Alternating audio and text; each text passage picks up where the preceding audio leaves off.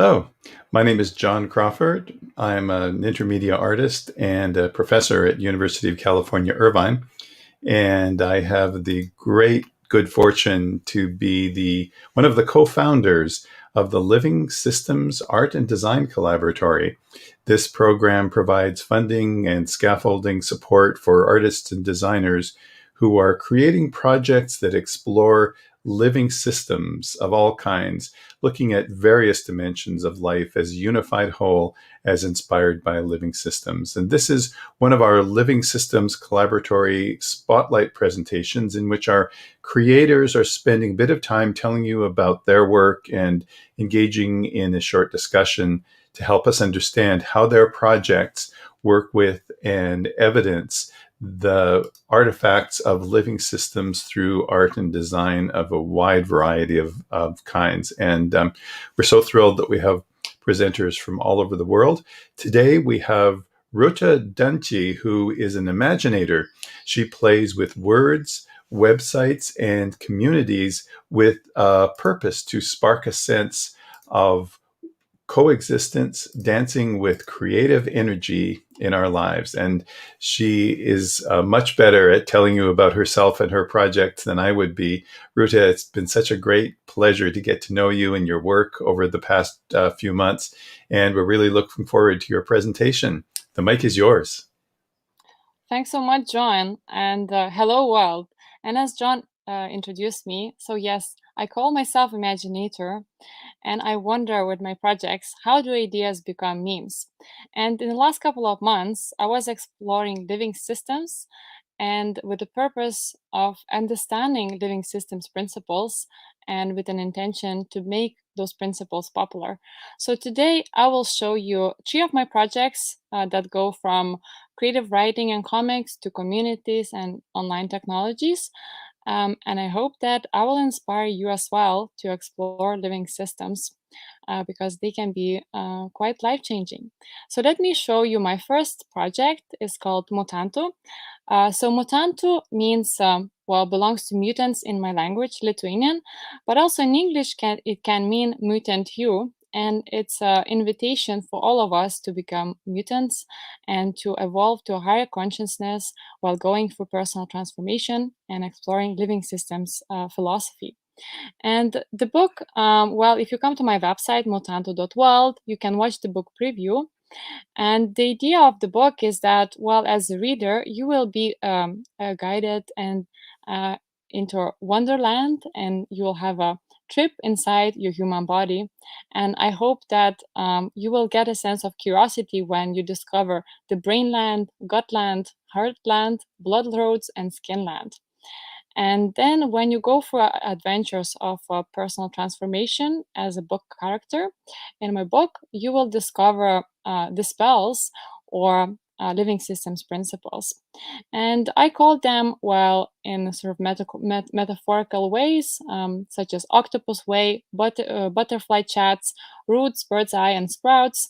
But all of them actually came from different disciplines such as physics, living systems philosophy, synergetics, microbiology, mycology, systems thinking, mathematics, animism, ecology, and so on.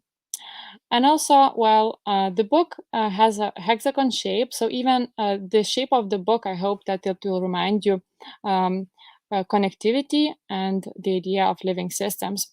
And the book will be published as 7 chapters, each of them hexagon shape and a bit smaller size that you can always carry with you, especially in those moments of anxiety or like chaos, uncertainty, and so on. And especially in those like maybe sometimes months or years of personal transformation.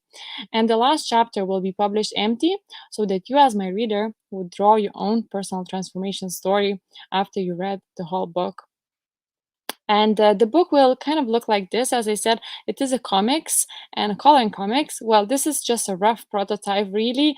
The illustration work didn't start yet. I'm still in a writing stage. But the idea is that, well, imagination to me and creativity works as that sort of like personal transformation hack, if I can say like that.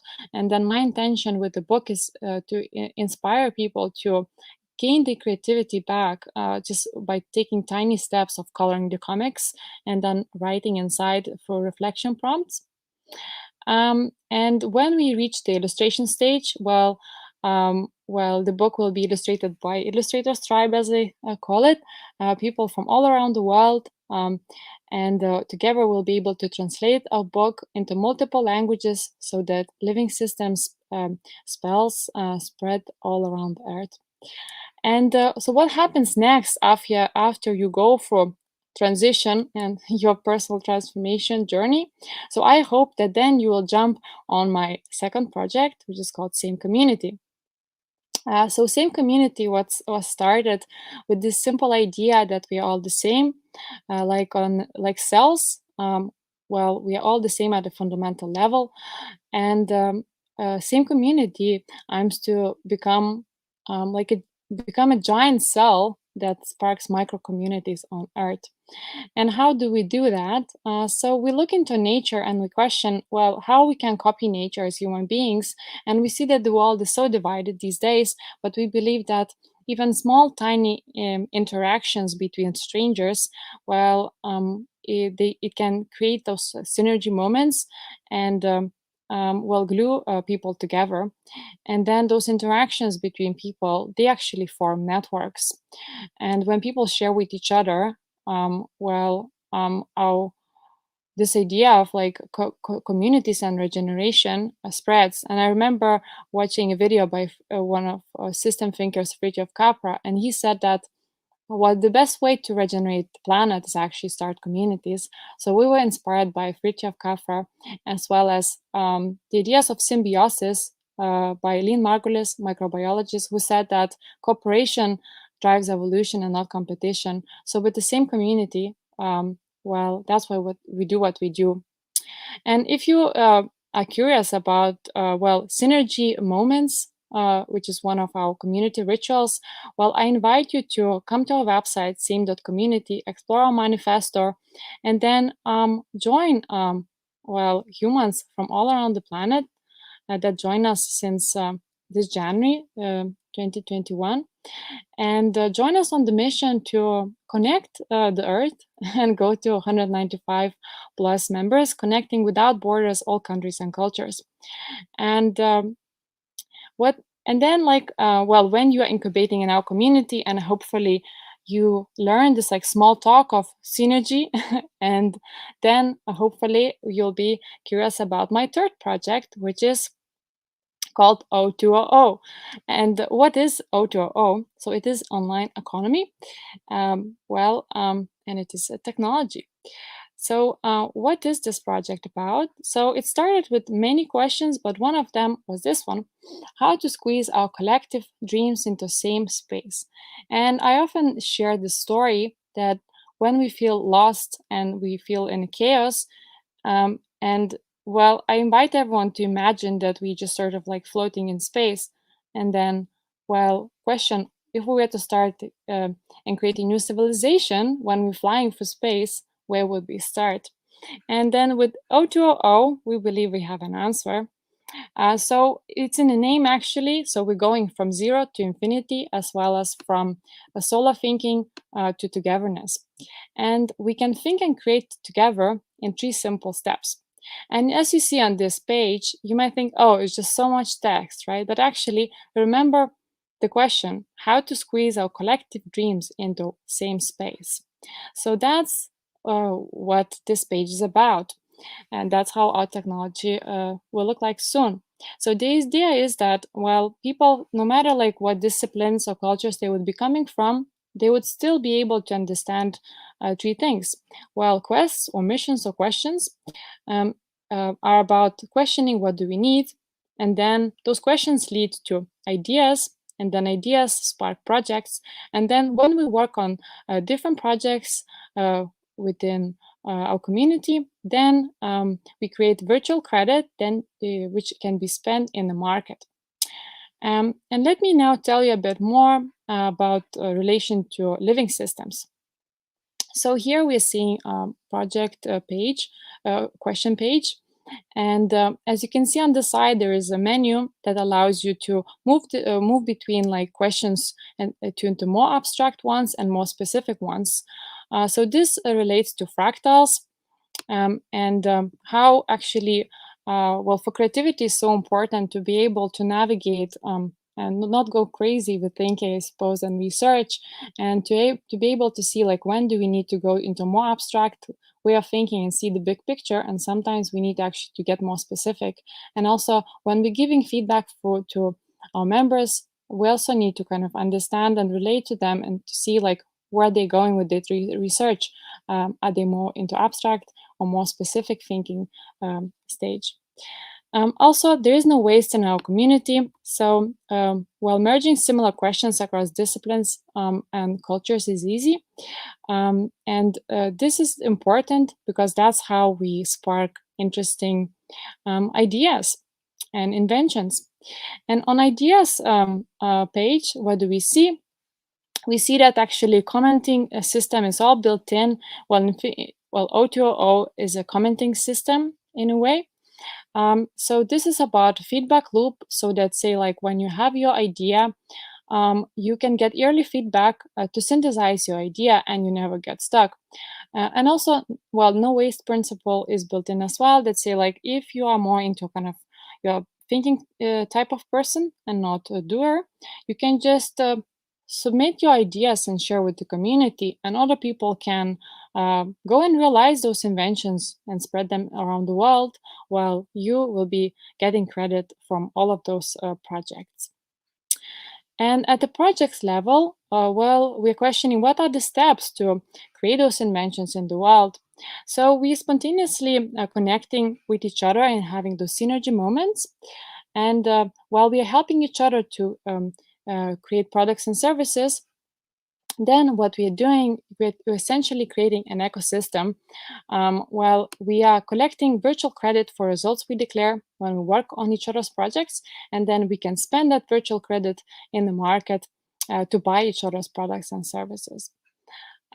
So as I started, well, if we want to create a new civilization and create new worlds, what do? We go from zero to infinity.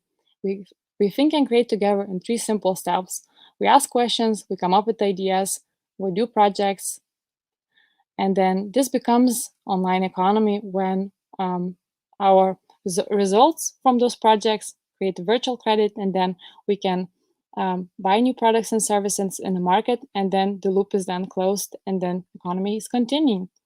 And if this resonates with you, I invite you to come to our website, well, with index.com/O2OO, and read our white paper and all mathematics behind it. And also, if you're curious about our technology, you can click a button here and play with the technology in real time. It is live in multiple languages, such as Japanese, Chinese, Lithuanian, Russian, and so on. And also, well, we are always looking for collaborators, more translators, and so on. So I invite you to say hello and connect with us, to send us a message. And I hope that together we can make living systems ideas spread. So with that in mind, I thank you for your time and I welcome questions. Thank you so much, Ruta. This has been really quite wonderful to see the evolution of your work, and these 3 amazing projects are all wonderful examples of how living systems and the living systems approaches can influence and support the work of wonderful creators like you. And you can address this question in the context of any of your projects or all. But one of the things that has struck me the most about the living systems philosophy and approaches, as I've learned more about it over the last few months, is the deep simplicity that can come with understanding how these approaches can be applied. And I wonder if you feel the same, and if there's anything in the work that you've done that you think either has been influenced or can move further towards this notion of deep simplicity. Definitely. So I will start maybe with the O2OO, our technology. So Actually, and then relate to Buckminster Fuller quote about being a trim tab. So I think it's the same also about this minimum effort. So we would say that what's the minimum effort everyone can do to move the world forward? We would say that just actually make a comment, share your insight with other people who are actually researching specific topics or working on specific ideas or doing projects. Just make a comment, and that comment actually, when it's there online, it sparks butterfly effects. It's just as simple as that. So for me, this is just beautiful. Just a single comment actually makes a difference. And also, I can give another example that, in general in my life, when I remember actually this like minimum effort as I suppose as a hack often, that like when I feel stuck or I feel that I'm struggling, I just think, well, wait a second, what is the lazy way? Why I'm in this mode of like feeling stuck. And then often I just need to just like ask myself that question, like, well, life is not really hard, life is actually easy, like flowers are blooming. And then when I just ask that question, then this sort of like different thinking in me unlocks this sort of imagination perhaps, or just some sort of like easier thinking, and then I just find the solution. um, hmm. Great, wonderful, wonderful thoughts, wonderful answer. I couldn't agree with you more. And building on that a little bit, another aspect of the living systems philosophy is helping us move from an assumption that things have to be linear, where one thing leads to another, whereas in reality, of course, everything leads to everything, and we need to find ways to be able to see those and visualize those systemic processes. And I see that so much in your work. Your Mutanto publication, I think, is a great example of that. So I wonder if you could speak a little bit about about the nonlinearity of your work and the ways in which nonlinearity is important to you. Right. So actually, I think in a way it is new thinking for me. I think that creativity maybe is nonlinear in general, but um, I'm actually like learning to, especially with my project Mutanto, I'm learning to sort of like branch out, if I feel like it. And then like before, maybe I would give myself more constraints and feel like, well, there's a certain topic or purpose for every project. And then actually with Mutanto, I'm just taking this freedom now, especially, well, thanks to Living Systems Collaboratory. And I'm like, well, actually, I will be branching out everywhere, And then like, that's how my project was. Before I thought, well, I'll just like myself learn to illustrate, and actually I don't really draw even, but imagine that when I joined Living Systems Collaboratory, I was like, I had this idea of this book and I was like, I'll learn to draw and do it myself. And then I just was I was infused by those living systems principles. And I was like, well, what? And then somehow, well, I just found collaborators, I just posted, I think, in the same community that I would love feedback from illustrators. And then, well, there was one illustrator came on board and then another. I was like, okay, if I have two now, I needed one, now I have two. So what if I go six, And then because it would be interesting, just sort of like, play with numbers and hexagons. And I was like, 6 chapters, very nice. And then like, 6 kind of like continents in a way, or at least 6. And then I was just building up on this idea that, well, more sometimes is actually better, And then also like how I was discovering like living systems principles. I was just branching out across disciplines from, physics and mathematics, and then ecology, systems thinking, and so on. And then I just noticed there's like something in common there. And then for me, this was actually a very fun journey to do that. And then again, like I sort of like reflected, well, what about when I started writing the book? I thought, well, I see some kind of, connections I'm making within like lives of bacteria, lives of, humans on Earth.